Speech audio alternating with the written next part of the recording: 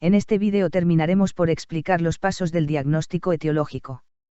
Como vimos anteriormente, los métodos directos eran aquellos que nos permitían visualizar directamente el agente causal o detectar sus unidades estructurales tales como proteínas o ácidos nucleicos.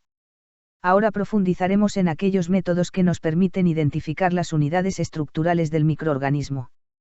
Comencemos con los métodos que me permiten detectar antígenos, también llamados técnicas de inmunomarcación. Con estas técnicas se pone en evidencia el antígeno desconocido a través de un anticuerpo conocido. En los casos de la inmunofluorescencia, el enzimoinmunoensayo y el radioinmunoensayo, el anticuerpo estará marcado. En la inmunofluorescencia, el anticuerpo conocido estará marcado con un fluorocromo, que al unirse al antígeno, generará fluorescencia, visible en el microscopio de fluorescencia. En el enzimoinmunoensayo, el anticuerpo conocido estará marcado con una enzima, que degradará un sustrato presente en el preparado, generando un producto coloreado. Y en el radioinmunoensayo, el anticuerpo conocido estará marcado con un radioisótopo. En la aglutinación habrá unión del antígeno con su anticuerpo. Y en la neutralización el antígeno desconocido, si se une al anticuerpo conocido, no producirá el efecto citopático. ¿Y qué es el efecto citopático? Son los cambios observables en las células infectadas por un microorganismo. Y la hemoaglutinación es enfrentar el antígeno desconocido con glóbulos rojos. En caso de que el microorganismo posea hemaglutininas, entonces producirá la aglutinación de los hematíes. Con respecto a los métodos que me permiten detectar ácidos nucleicos, tenemos el PCR o reacción en cadena de la polimerasa, que me permite aumentar el número de copias de un ADN. La hibridación por sondas, en donde tenemos un fragmento de ADN complementario al ADN problema y marcado con una enzima o radioisótopo, que al unirse se hará evidente. Y la electroforesis, que me permite detectar ácidos nucleicos fragmentados. Con respecto a los métodos indirectos, estos me permitirán detectar los anticuerpos producidos por el sistema inmune ante la presencia de un antígeno. Hay que recordar que ante la presencia de una noxa habrá dos tipos de anticuerpos. La inmunoglobulina AM aparece en el periodo agudo de la enfermedad y es posible detectarla desde la aparición de signos y síntomas hasta 30 a 40 días después. En cambio, la inmunoglobulina G aparece luego de haber pasado el periodo agudo, es decir, en el periodo convaleciente.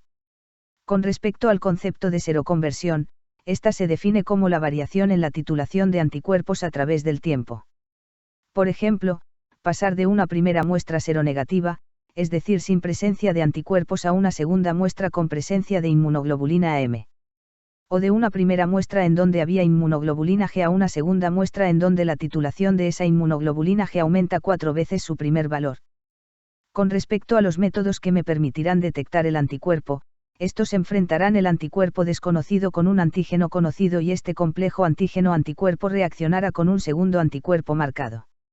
En el caso de la inmunofluorescencia, el segundo anticuerpo estará marcado con un fluorocromo. En el enzimoinmunoensayo el segundo anticuerpo estará marcado con una enzima. Y en el radioinmunoensayo, el segundo anticuerpo estará marcado con un radioisótopo. En este caso también buscará aglutinarse el antígeno con el anticuerpo y ver si este anticuerpo puede neutralizar el efecto citopático. Y también se buscará evitar la hemoaglutinación, al unirse ese anticuerpo con el microorganismo con hemaglutininas. Debemos recalcar la importancia de la serología en el recién nacido, ya que ésta nos permitirá determinar la presencia de infecciones congénitas. ¿De qué forma? Fijándome en la presencia de anticuerpos. En el caso de la inmunoglobulina AM, esta no atraviesa la membrana placentaria, por lo que la presencia de la misma en la sangre del recién nacido nos indica que el feto estuvo en contacto con un antígeno y su cuerpo empezó a producir inmunoglobulinas. En el caso de la inmunoglobulina G, esta sí atraviesa la membrana placentaria y brindará inmunidad pasiva al feto y recién nacido. Sin embargo, debido a la degradación, estas desaparecerán a los 6 a 8 meses después de nacer, por lo que la presencia de inmunoglobulina G en el suero del niño después de 6 a 8 meses del nacimiento nos indica que el feto estuvo en contacto con un antígeno y su cuerpo empezó a producir inmunoglobulinas.